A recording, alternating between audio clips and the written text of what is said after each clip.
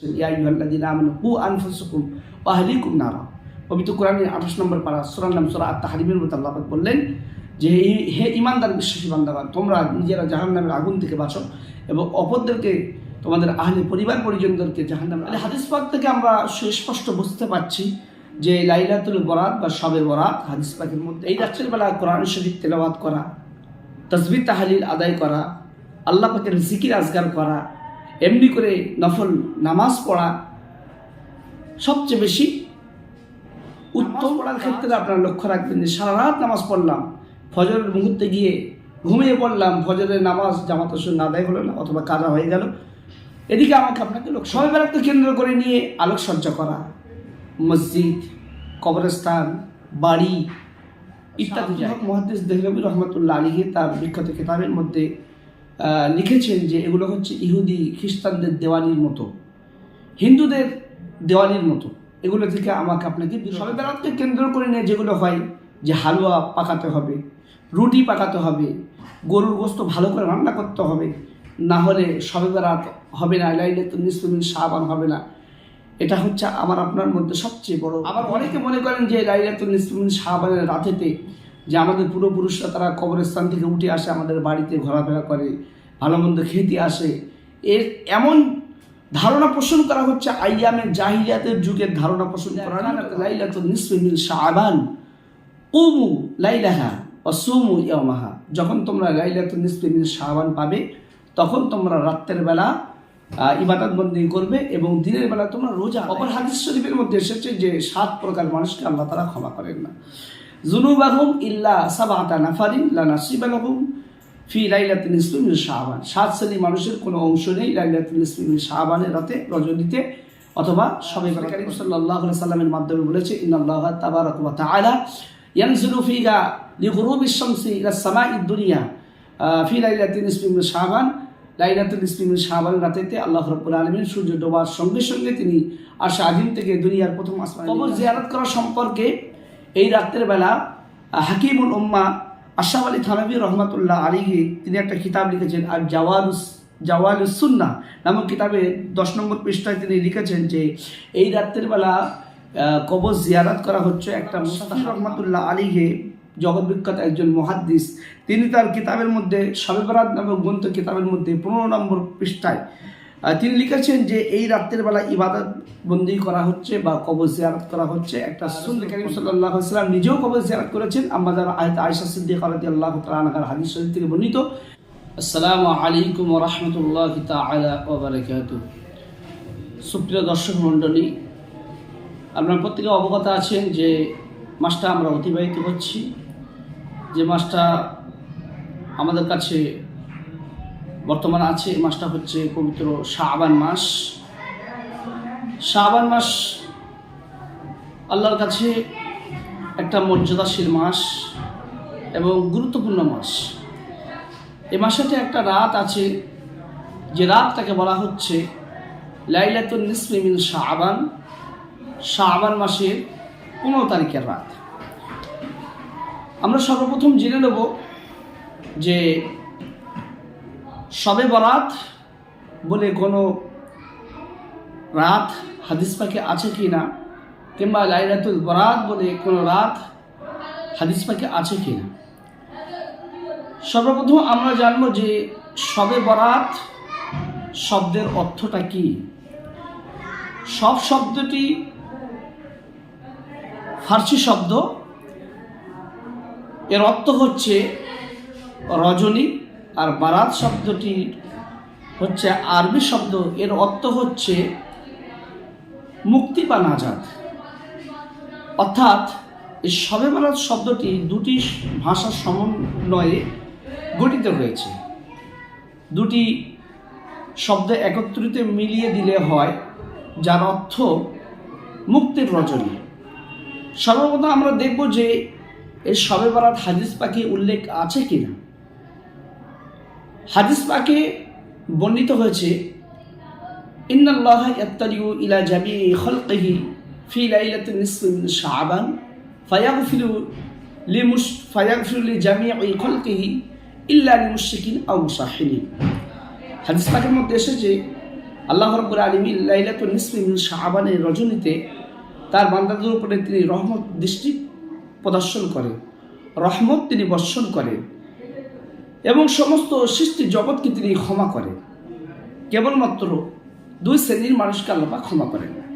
এক নম্বর হচ্ছে ইল্লাল মুশরিকিন, মুশরিকদেরকে আল্লাহ রাব্বুল আলামিন ক্ষমা করেন না। দ্বিতীয় নম্বর হচ্ছে আল মুসাহিনিন, যারা দুনিয়ার জমিনে হিংসা বিদ্বেষ পরায়ণ ব্যক্তি, তাদেরকে আল্লাহ পাক ক্ষমা করেন না। এই হাদিস পাক থেকে আমরা স্পষ্ট বুঝতে পারছি যে লাইলাতুন নিসফি মিন শাবান আর শবে বরাত এই দুটো সমার্থকবোধক শব্দ, একই শব্দ হাদিস পাকে বর্ণিত আছে। এর দ্বারা প্রমাণিত হয় যে শবে বরাত বলে ইবাদত বন্দেগী করার জন্য যে আমরা একত্রিত হই যে রাত্রের বেলা, সেই রাতটা হাদিস পাকে লাইলাতুন নিসফি মিন শাবান হিসেবে বর্ণিত আছে, এটা প্রমাণিত। হাদিস পাকে আরও এই রাতটাকে বলা হচ্ছে লাইলাতুর রহমা, রহমত বর্ষণের রাত, লাইলাতুল সাক্কি প্রমাণপত্রের রাত, এবং আরও বলা হয়েছে যে লাইলাতুল বারাআত অর্থাৎ মুক্তির রজনী, ভাগ্যের রজনী। হাদিস পাকের মধ্যে আরও অন্যান্য শব্দ ব্যবহার করা হয়েছে, আল্লাহ রাসূল কারীম সাল্লাল্লাহু আলাইহি ওয়াসাল্লাম তিনি বর্ণনা করেছেন। তাহলে হাদিস পাক থেকে আমরা সুস্পষ্ট বুঝতে পারছি যে লাইলাতুল বরাত বা শবে বরাত হাদিস পাকের মধ্যে আছে। অনেকে হয়তো প্রশ্ন করবেন যে সরাসরি তো শবে বরাত শব্দটি হাদিস পাকে উল্লেখ নেই। হ্যাঁ, হাদিস পাকে শবে বরাত শব্দটি উল্লেখ নেই, কিন্তু লাইলাতুল বরাত, লাইলাতুন নিসফি মিন শাবান এমন শব্দ হাদিস পাকের মধ্যে বর্ণিত আছে। অতএব আমরা দ্বিধাদ্বন্দ্বের মধ্যে না গিয়ে আমরা স্পষ্টভাবে জানতে পারছি যে লাইলাতুল বরাত যেটা, সেটাই হচ্ছে শবে বরাত। এই রাত্রের বেলা ইবাদত বন্দেগী করার কথা হাদিস পাকের মধ্যে উল্লেখিত হয়েছে।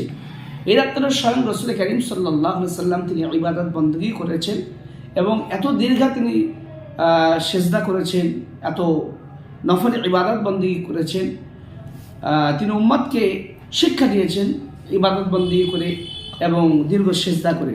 যাই হোক, এই হাদিস পাক থেকে আমরা জানতে পারলাম যে এই রাতটা আল্লাহর কাছে গ্রহণীয় এবং আল্লাহর কাছে মর্যাদাশীল। এবারে দ্বিতীয় নম্বর আমরা জানবো যে এই রাতে কী কী আমল করলে আল্লাহ রাব্বুল আলামিন সবচেয়ে বেশি খুশি হন। এই রাতের বেলা আল্লাহ রাব্বুল আলামিন তার বান্দাদের উপরে রহমত বর্ষণ করেন। বান্দাদের উচিত যে এই রাতটাকে ইবাদত বন্দেগী করার মাধ্যমে অতিবাহিত করা, এই রাতের বেলা কোরআন শরীফ তেলাওয়াত করা, তাসবিহ তাহলিল আদায় করা, আল্লাহ পাকের জিকির আজগার করা, এমনি করে নফল নামাজ পড়া সবচেয়ে বেশি উত্তম কাজ এবং ভালো ইবাদত। এছাড়াও আরও অন্যান্য ইবাদত বন্দেগী আছে, সেগুলো আপনারা করতে পারেন।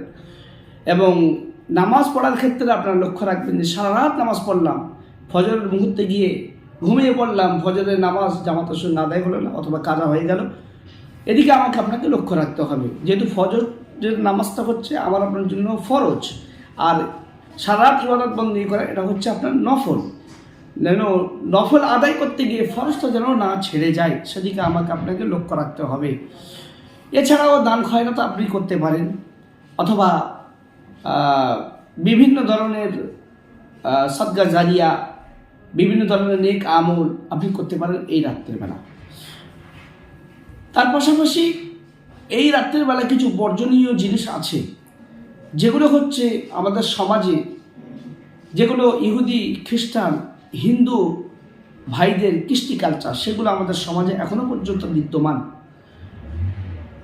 শবে বরাতকে কেন্দ্র করে নিয়ে আলোকসজ্জা করা, মসজিদ, কবরস্থান, বাড়ি ইত্যাদি জায়গায়, এবং ফটকাবাজি করা, আতশবাজি নিয়ে আতশবাজি ফাটানো ইত্যাদি, এই সমস্ত আমলগুলো শাহ অলিউল্লাহ মুহাদ্দিস দেহলভী, শাহ আব্দুল হক মুহাদ্দিস দেহলভী রহমতুল্লাহ আলাইহি তার বিখ্যাত কিতাবের মধ্যে লিখেছেন যে এগুলো হচ্ছে ইহুদি খ্রিস্টানদের দেওয়ালির মতো, হিন্দুদের দেওয়ালির মতো।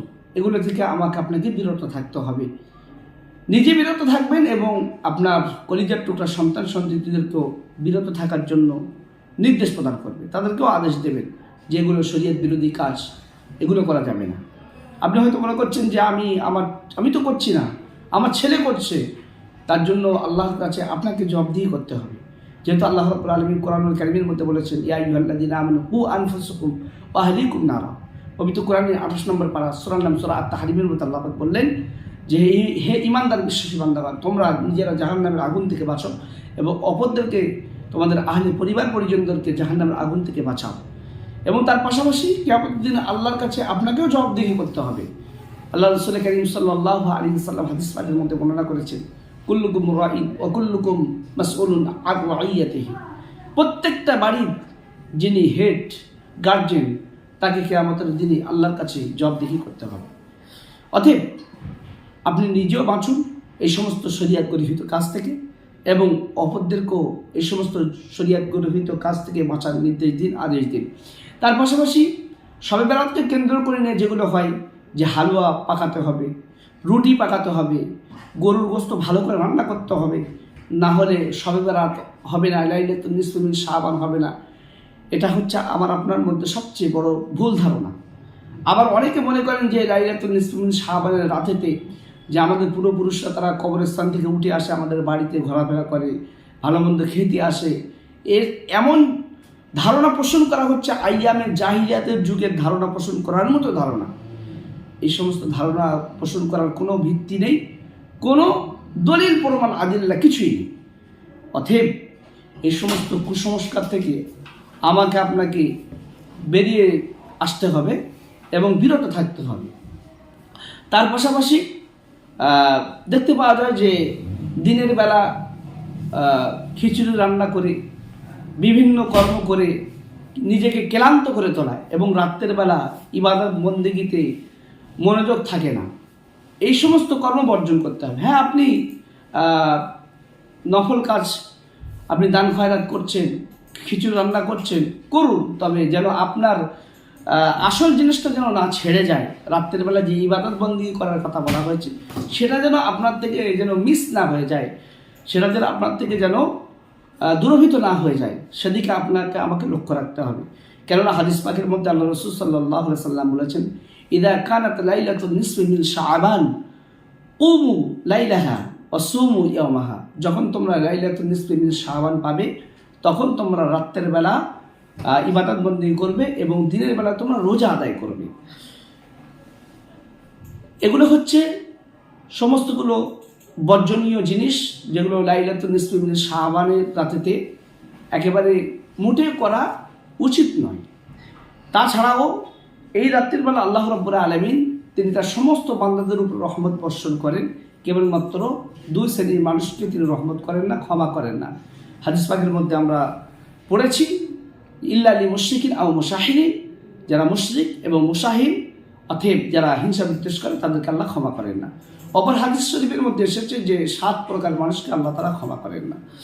যুনুবাহুম ইল্লা সাবআতা নাফারিন লা নাসিবা লাহুম ফি লাইলাতিন নিসফি মিন শাবান। 7 শ্রেণীর মানুষের কোনো অংশ নেই লাইলাতুন নিসফি মিন শাবানের রাতে, রজনীতে অথবা শবে বরাতের রজনীতে।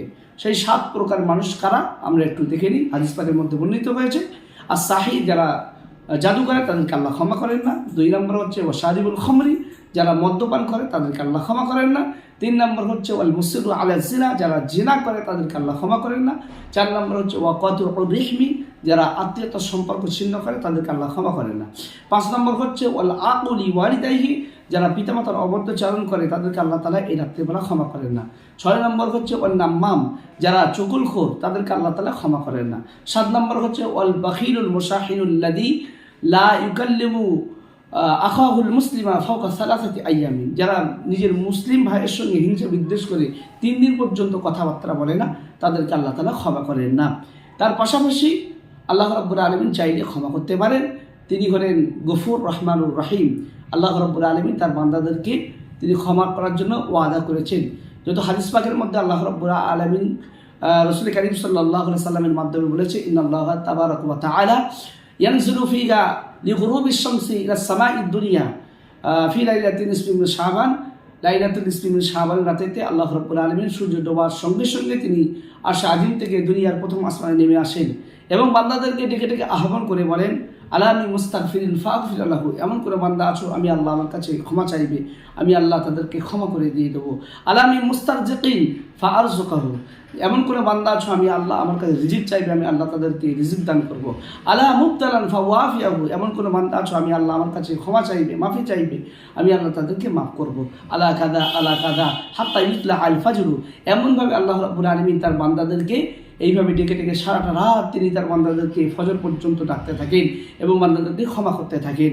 এই হাদিস শরীফ থেকে আমরা বুঝতে পারছি যে আল্লাহ রাব্বুল আলামিন তার বান্দাদেরকে ক্ষমা করেন এই রাতের বেলাতে। এবং তাছাড়াও আরেকটা বেশ রীতি আছে যে আমরা মনে করি যে এই রাতের বেলা শুধু কবর জিয়ারত করতে হয়, কবর জিয়ারত করা আমাদের জন্য একেবারে ফরজ, এটা হচ্ছে একটা মুস্তাহাব আমাল।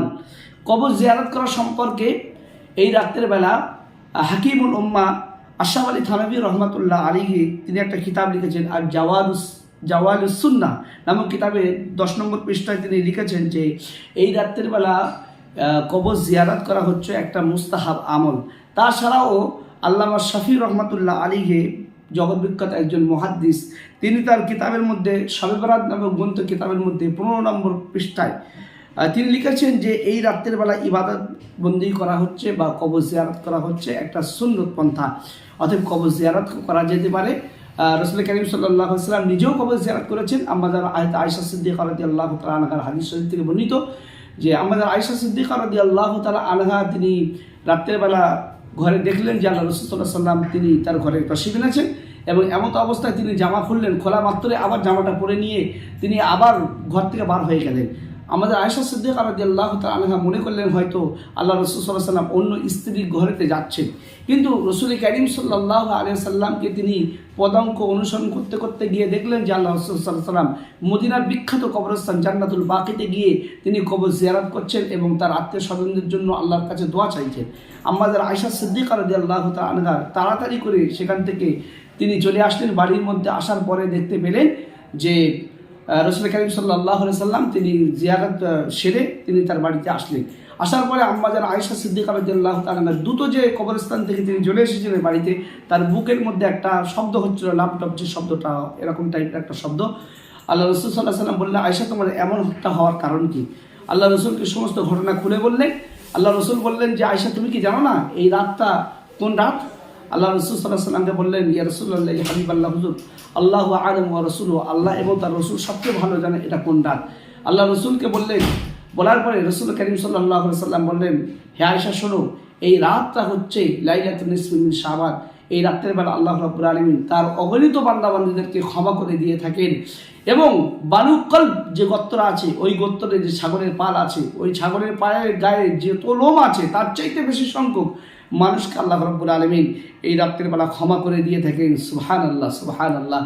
আসুন আল্লাহ রাব্বুল আলামিন আমাদের সকলকে এই রাতের বেলা বেশি বেশি ইবাদত বন্দেগী করার তৌফিক দান করেন। সকলে বলুন আল্লাহুম্মা আমিন। আমরা সকলে চেষ্টা করব যে এই রাতের বেলা ইবাদত বন্দেগী করার মাধ্যমে এই রাতটাকে অতিবাহিত করার। আল্লাহ পাক আমাদের সকলকে যেন শোনার চাইতে বলার চাইতে বেশি বেশি আমল করার তৌফিক দান করে। ওয়া মা তাওফীক ইল্লা বিল্লাহ। আসসালামু আলাইকুম ওয়া রাহমাতুল্লাহি তাআলা ওয়া বারাকাতুহু।